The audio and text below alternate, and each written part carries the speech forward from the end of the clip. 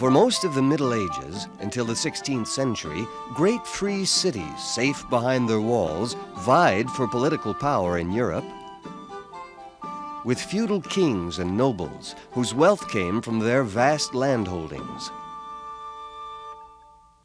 By the 16th and 17th centuries, however, improvements in artillery meant that walls could no longer ensure the safety of cities. At this time, a new and rising class of merchants allied themselves with the kings and nobles. With money supplied by the merchants, kings and nobles could hire large armies, equip them with the latest weapons, and extend their control over more and more territory. By the 18th century, the most powerful of Europe's kings had created national states in which capitalist enterprise was flourishing. The glittering royal courts were supported by new bureaucracies as well as by military might. The wealth, glory, and power of these absolute monarchs was most lavishly displayed at Versailles, where the King of France held court. Here, the wealthy elite could buy privileges, ranging from lucrative offices to exemption from taxation. Perhaps more than elsewhere in Europe, France's king and capitalists had come to ignore the medieval Christian idea of community, which held that the privileged had responsibility for those at the bottom of the social order. The great mass of people were poor, while laboring endlessly to support the privileged. This was true of peasants toiling in the fields, burdened with royal taxes, and of city artisans and workers, jammed into slums whose rents enriched middle-class landlords.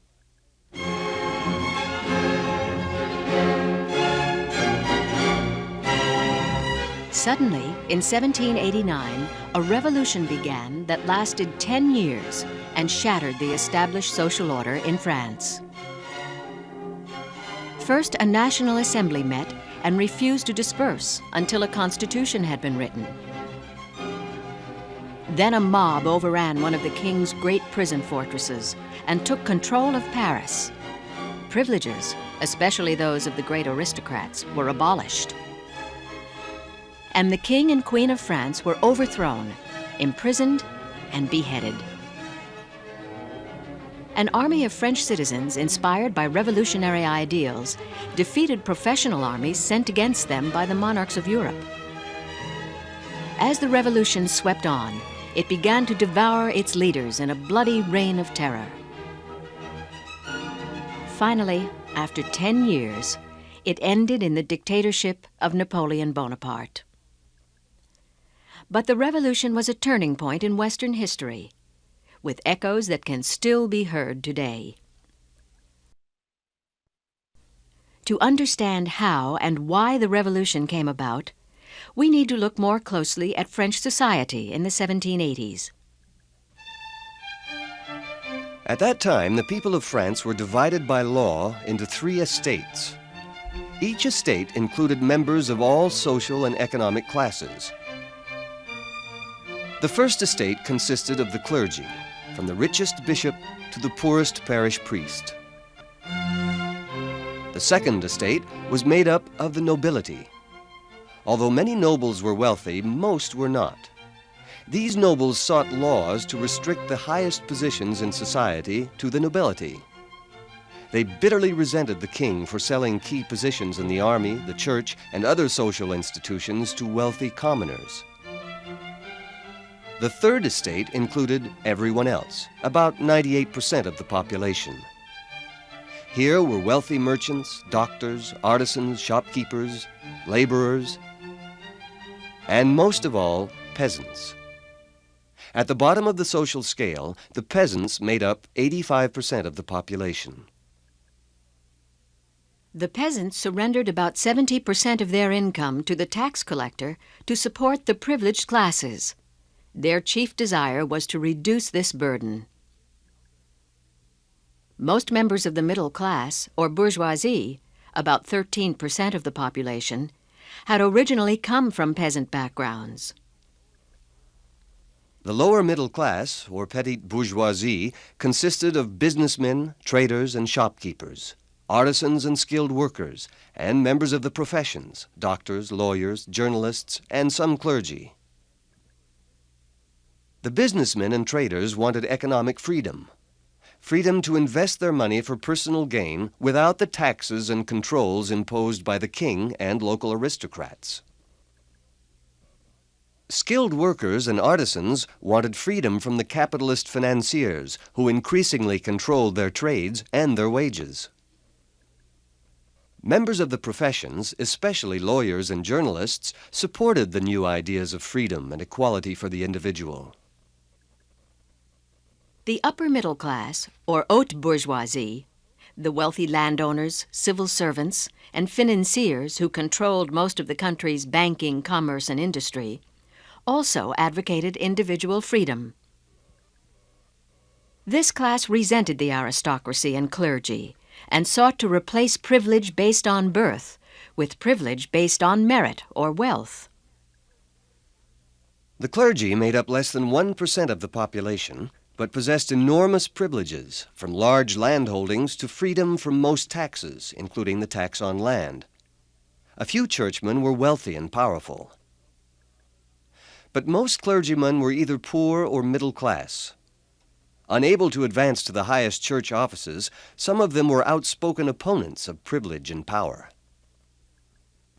The nobility, 2% of the population, generally felt it beneath their dignity to engage in capitalist enterprise. In fact, many of them were prohibited by law from doing so. Consequently, they often lived in genteel poverty. The lives of the wealthiest, consisting of about 200 families, were centered on the king and the court. They lived in luxury and ease, exempt from many royal taxes, and automatically granted the most prestigious and financially rewarding government offices. These aristocrats had the most to lose if the king, Louis XVI, and his advisers bowed to the mounting pressure to curtail their privileges and their power. In 1788, on the eve of the Revolution, the nobles were urging the king not to allow any change that would weaken their position. At the same time, more and more people, including many nobles, were becoming aware of the need for change. Influenced in part by an intellectual movement among 18th century writers whose ideas became known as the Enlightenment. Jean-Jacques Rousseau wanted to abolish privilege and social classes, arguing that all men are born equal, with equal rights. The satirist and critic Voltaire did not go so far. He thought that all men have natural rights that should not be abused by the privileged few, but believed in an enlightened monarchy. Montesquieu, a lawyer and a philosopher, thought that government should be a contract between king and people, with obligations on both sides. Many of these ideas found expression in the American Revolution and its Declaration of Independence, which upheld the democratic rights of the individual citizen. The French monarchy had invested large sums of money to support the American colonists against the British, not expecting that ideas stirred up in America would soon come home. The French Revolution began as a conflict between Louis XVI and the aristocracy over money. France had experienced a great population increase during the 18th century. Then, in 1787 and 1788, poor harvests created famine, which brought large-scale unrest. To make matters worse, no money was available from the royal treasury to purchase food from abroad. The treasury was empty, partly from extravagant court expenditures. But the main reason was the long-standing and costly rivalry with Great Britain, which had led the French government to go heavily into debt to support the American Revolution. Jacques Necker and other of Louis's finance ministers proposed to abolish many social and economic privileges and to compel all classes to pay more equitable taxes. But the privileged insisted that changes in the system of taxation could be voted only by an assembly of the entire nation. Louis XVI, well-intentioned but weak-willed and lacking in energy, hesitated to assert the power of the throne. Both the aristocracy and the bourgeoisie clamored for a meeting of the Estates-General, an official assembly representing all three estates.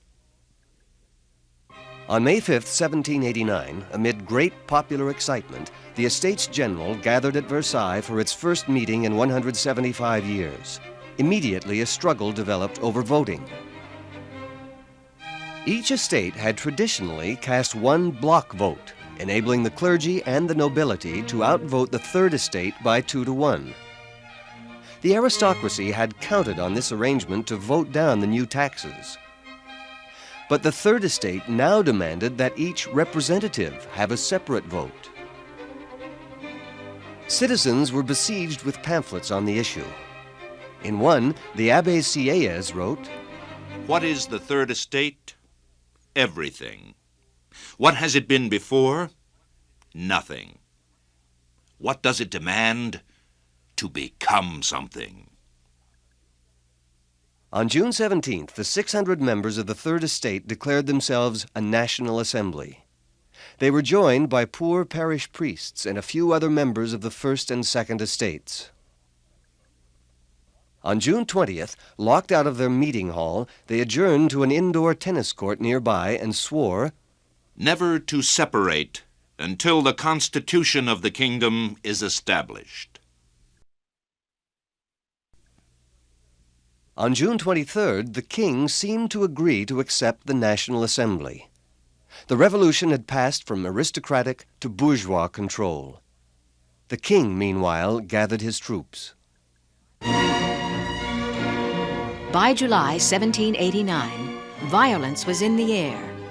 Royal troops were massing at Versailles and in Paris, where people rampaged through the streets, fearful that the king would somehow undermine the revolution. On July 14th, Paris mobs attacked and overwhelmed the Bastille, an ancient prison fortress and symbol of royal tyranny. 3 days later, the king, hoping to defuse the violence and gain control of the revolution, dispersed his troops and arrived in Paris, where he appeared before crowds wearing the revolutionary tricolor.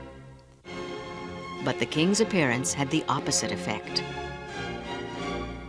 Violence and chaos now swept across France in what is known as the Great Fear. Aristocrats' houses and estates were looted and burned by peasants who hoped to destroy records of feudal taxes owed to landlords. Officials of the old order were driven from office or killed, while representatives of the bourgeoisie took control. At the same time, fearful that the king might strike back by summoning a foreign invasion, the people seized arms and ammunition. At Versailles, where the National Assembly continued to meet, the revolution also went forward. On the evening of August 4th, in a mood bordering on hysteria, nobles and clergy renounced their traditional privileges. The old feudal order was crumbling. On August 26th, the Assembly adopted a Declaration of the Rights of Man and Citizen.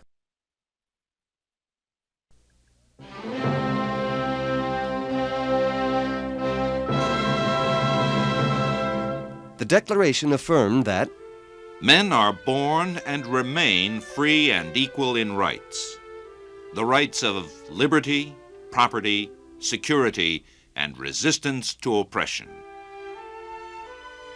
not long after, all church property was nationalized, and paper money called assignat was issued with church lands as backing.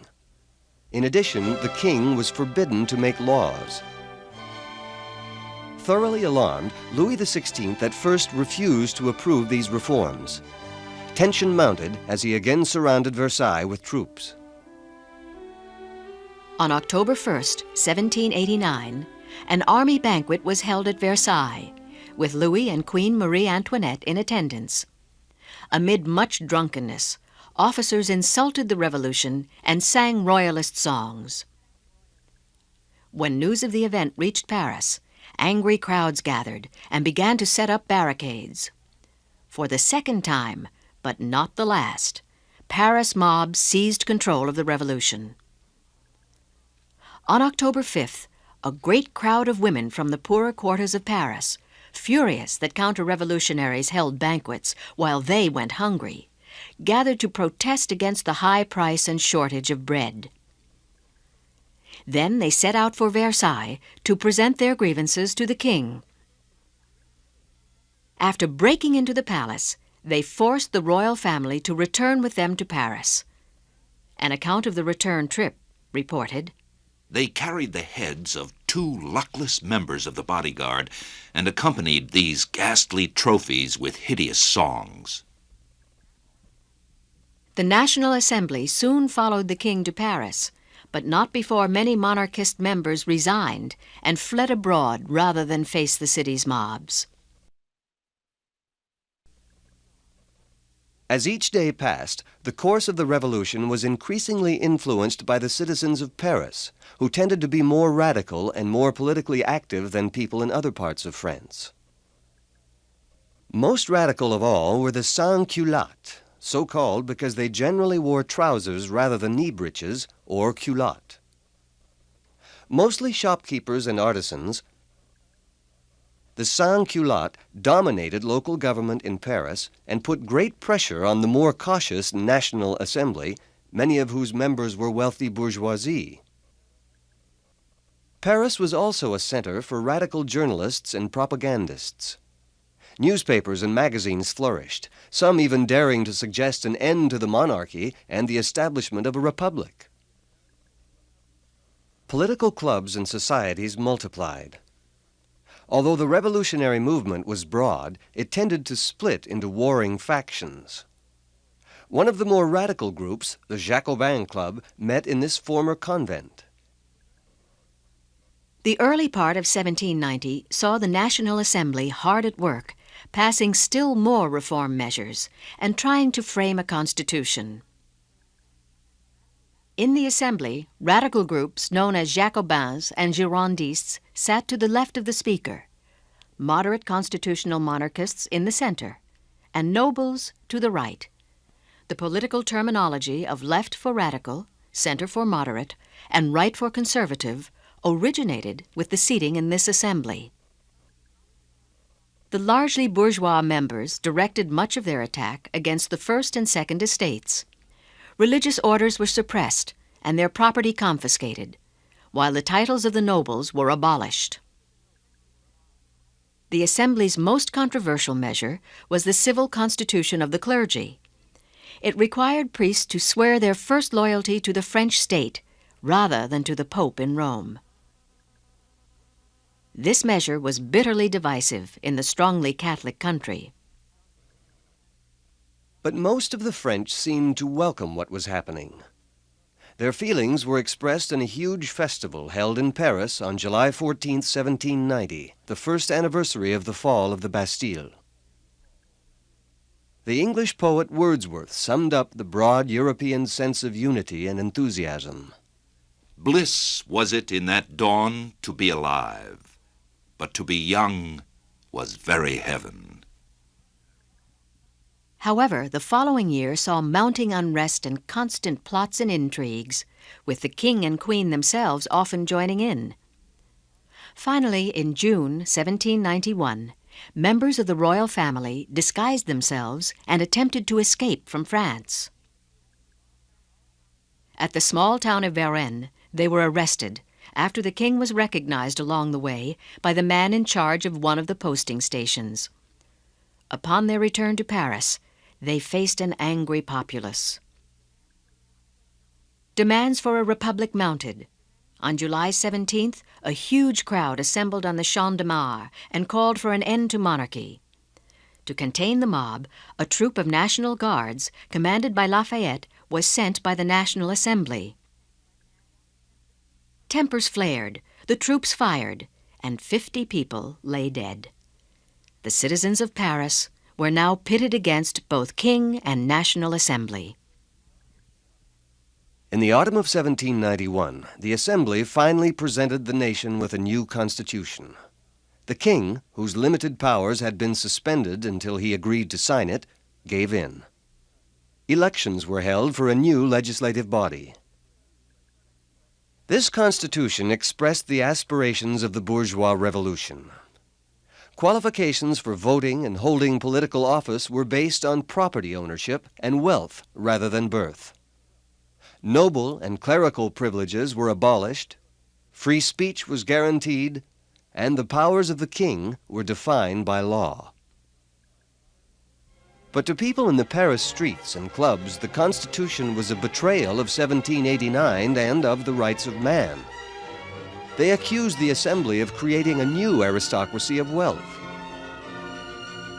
Meanwhile, many nobles and clergy, as caricatured in this revolutionary cartoon, were fleeing with as much wealth as they could carry, leaving France for countries where kings and aristocrats were still in control.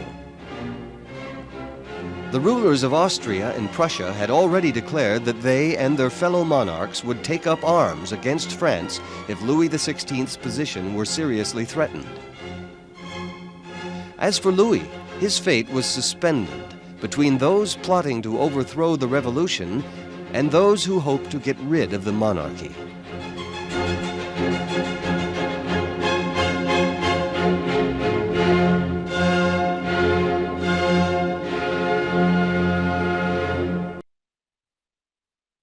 In a children's game of the period called The Game of the French Revolution, players advanced around a board from the fall of the Bastille in 1789 to Louis XVI's acceptance of the Constitution of 1791. Here, many felt the revolution had ended. But the Constitution of 1791, while it realized many of the aims of the wealthier bourgeoisie, left other groups unsatisfied. A peasant committee explained, We thought that after the decrees suppressing the feudal regime, we should be as free in our property as in our persons. 2 years' experience has shown us that we are still slaves. The workers and the poor of Paris were equally frustrated. Urged on by Jean-Paul Marat and other radical agitators, the Paris Sans-Culottes staged march after march, demanding the emancipation of the people and liberty or death. Prominent in the new Legislative Assembly were members of the Jacobin and Girondist factions, who wanted France to become a republic. When the royal family was brought back to Paris as prisoners after attempting flight in June 1791, Louis XVI and the French monarchy were doomed.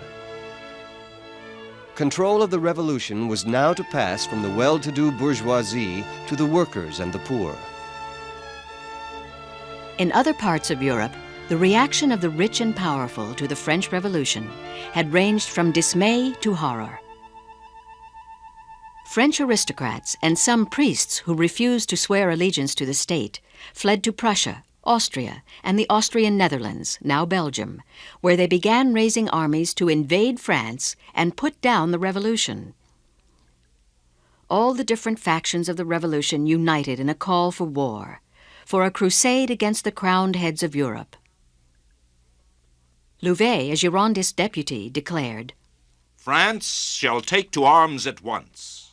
We shall surround the palaces with bayonets, but into each lowly hut we shall bring a translation of the rights of man. In April 1792, the Assembly declared war on Austria. Volunteers enlisted by the thousands. Everyone seemed enthusiastically in favor of war. The king, busy playing off one group of revolutionaries against another, hoped for an Austro-Prussian victory that would restore his authority. Lafayette, extremely ambitious, hoped to lead a French triumph and then to use his prestige to ensure a continuation of moderate constitutional monarchy, controlled by him.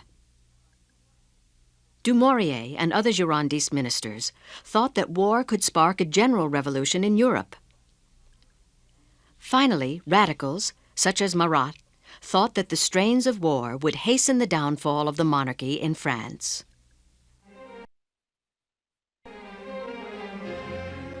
At first, the French armies suffered defeats, and some French towns were besieged. Revolutionary fervor could not make up for lack of arms and training. Then the sans-culottes were inflamed when the Duke of Brunswick, leader of the Austrian and Prussian armies, declared he would destroy Paris if any harm should come to the French king and queen. On June 20th, after breaking into the royal palace, the Tuileries, they cornered the king and forced him to put on a revolutionary cap. An eyewitness wrote, "The appearance of the capital became hourly more turbulent. There could be heard the furious cries of a populace threatening insurrection unless the assembly pronounced the dethronement of the monarch." While the Girondist leaders of the assembly hesitated, control passed out of their hands. On August 9th, mobs of sans-culottes took over the government of Paris. Next day, a mob invaded the Tuileries again, overwhelming and massacring the royal guards. The king was arrested, and a special convention was quickly elected to draw up a new and more radical constitution. Early in September, fearing counter-revolution, Paris mobs, urged on by Marat, massacred over 1,200 prisoners suspected of royalist sympathies.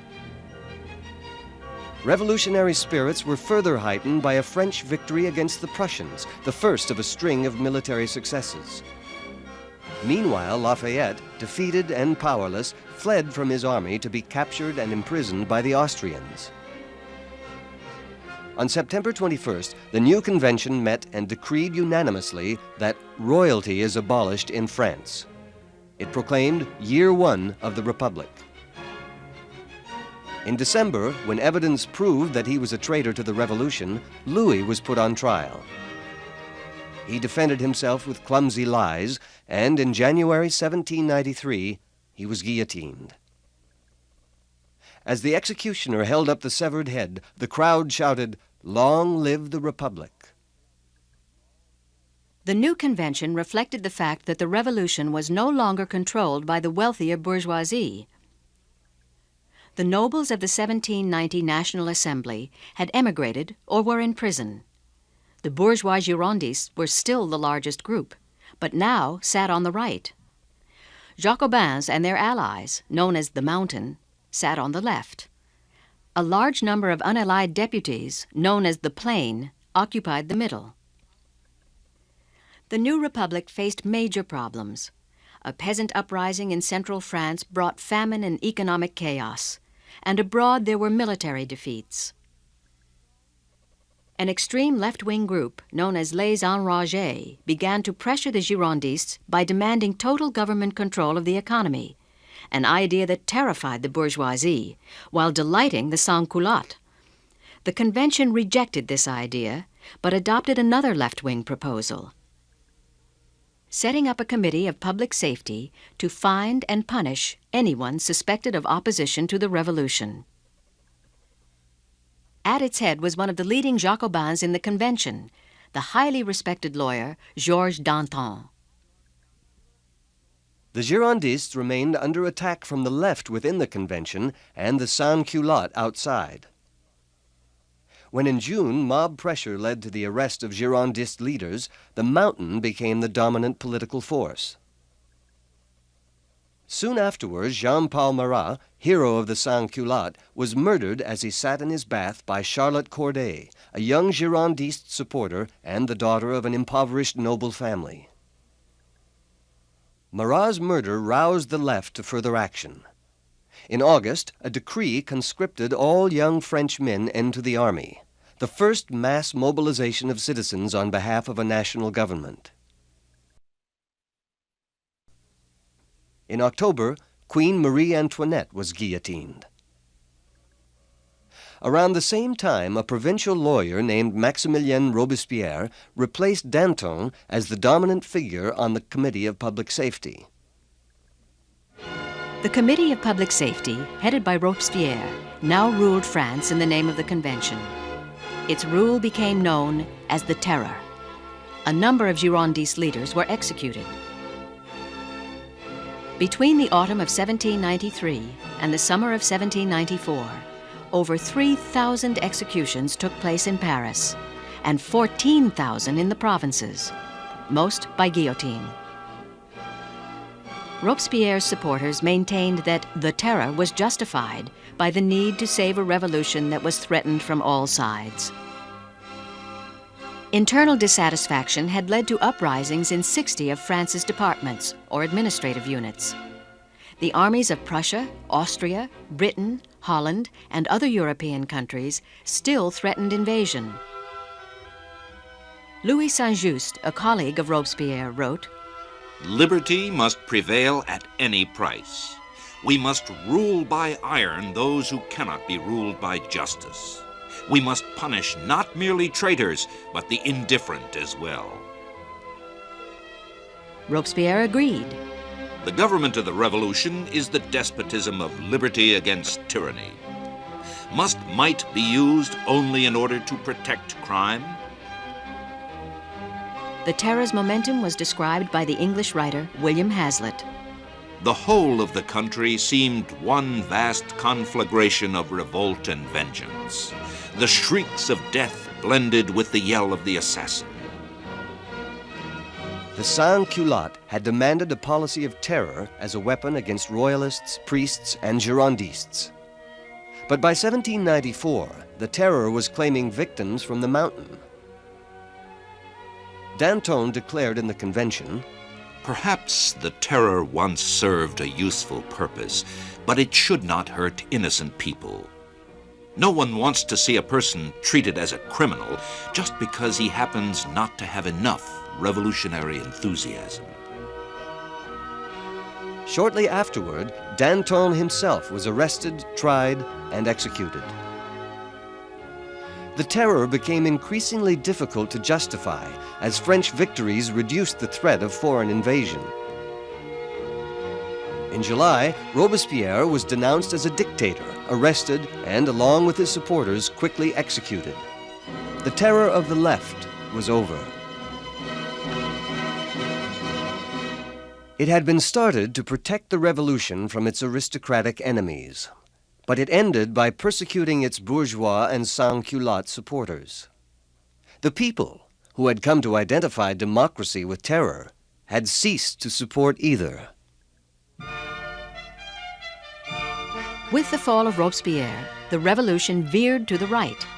As Girondist supporters were released from prison, control in the convention was regained by wealthy bourgeoisie, supported by officers from the army. In the streets of Paris, gangs of right-wing middle-class youths, known as muscadins, attacked Republican clubs and fought with sans-culottes. While throughout the provinces, left-wing sympathizers were massacred in a reaction known as the White Terror. Inflation and unemployment soared through the winter of 1794 and 1795. Bread was rationed, and the value of revolutionary banknotes, or assignats, plummeted.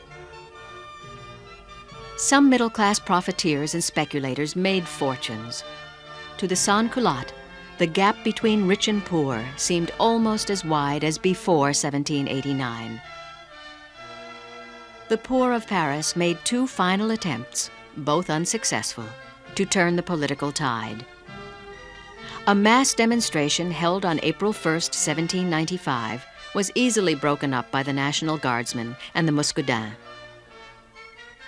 On May 20th, a crowd of armed sans-culottes surrounded and invaded the convention, attempting to influence deputies through violence as in the past. The army restored order, putting the revolution beyond the reach of street politics. The left was now crushed. But the moderate bourgeois government still had to deal with a royalist uprising in Paris in October 1795. A young artillery officer named Napoleon Bonaparte played a key role in defeating these right-wing rebels. Meanwhile, the convention had concluded peace treaties with Prussia, Holland, and Spain. Internally and externally, the government was secure. A new constitution, restricting both dictatorship and democracy, dissolved the convention and established a 5-man directory and a 2-house legislature. Under the directory, the values and style of the bourgeoisie dominated Paris life. The young Napoleon wrote, Pleasure and the arts have regained their sway in an astonishing fashion. Dances, theater, and women have become the great business of life. Ease, luxury, and good form have all returned. The memory of the terror is just a nightmare. One of the directors, Boissy d'Anglas, expressed the ideals of bourgeois politics. Absolute equality is a chimera. We must be ruled by the best citizens. You will find such men only among those who own some property and are thus attached to the laws which protect it. You must therefore guarantee the political rights of the well-to-do. One of the few to oppose these ideas was the journalist François Babeuf, leader of a small group of revolutionary idealists known as the Society of Equals. Babeuf wrote, "The revolution is not yet complete because all the good things of life are taken by the rich who rule as dictators, while the poor toil in misery like slaves and are considered of no account by the state." In May 1797, Babeuf was arrested, taunted by Paris crowds on his way to jail, and later executed.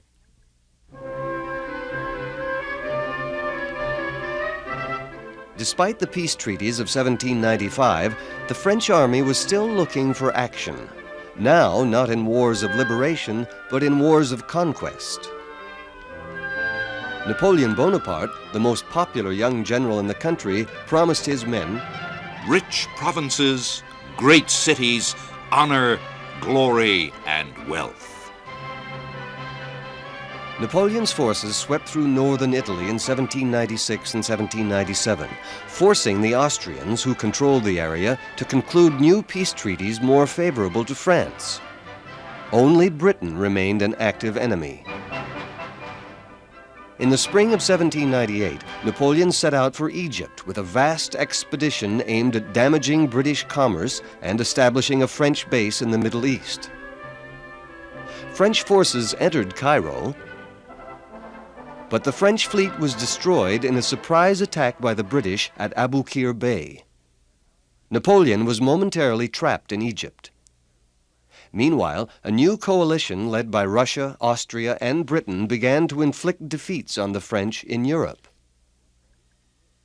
In France, the Directory was under attack from both Royalists and Jacobins as taxes increased and the economy slumped. An attempted coup by Royalists was put down, but only with the help of army units. The army was becoming more and more involved in politics.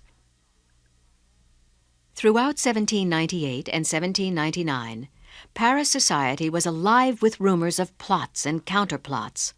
The revolution was tottering, its direction lost. The final blow was delivered by Napoleon, seen in this cartoon surveying the wreckage of the revolution. Returning to France in October 1799, he immediately entered into a plot to destroy the legislative councils and establish an all-powerful executive. On November 9, 1799, Napoleon and his backers staged a coup. France was now ruled by 3 executives called consuls, with Napoleon the dominant one. Less than 5 years later, Napoleon declared himself emperor, continuing to lead the French armies in 15 years of war across the face of Europe. When he was at last defeated, the monarchy was restored in the person of Louis XVI's brother, who became Louis XVIII. Despite the dictatorship of Napoleon and the restoration of the monarchy, the French Revolution changed the world. Immediately, it aroused a widespread desire for an end to aristocratic privilege and the establishment of greater individual freedom. In France itself, the power of the nobles was ended. Many of their estates were divided among peasants and bourgeoisie. This helped to create the nation of small land-holding farmers that France has remained into the 20th century. Elsewhere in Europe, Napoleon overthrew the old rulers and replaced them with ones whose powers were defined by law. Napoleon's conquests encouraged an upsurge of liberalism based on the rights of man. In addition, they encouraged the rise of nationalism among the conquered peoples. These ideas were behind the revolutions that swept Europe in 1848, when, for the last time, kings and aristocrats triumphed over liberalism and nationalism. The French Revolution replaced the aristocratic ideal of privilege based on birth with the middle-class ideal of legal equality and privilege based on talent, merit, and increasingly on money. The revolution also replaced the ideal of the absolute monarch, ruling by divine right, with the ideal of the absolute national state, which theoretically represents and demands the allegiance of all citizens.